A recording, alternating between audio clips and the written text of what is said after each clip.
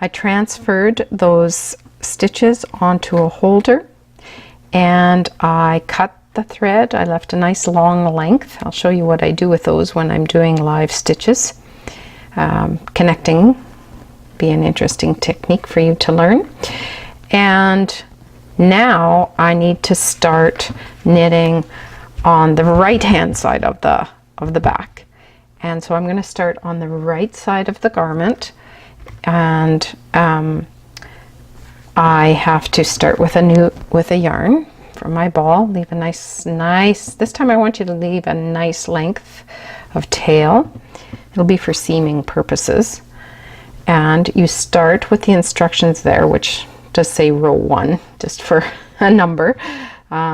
You knit 4, 6, 8, or 10, depending on your size. So for me, it would be 6. So 1, 2, 3, 4, 5, 6.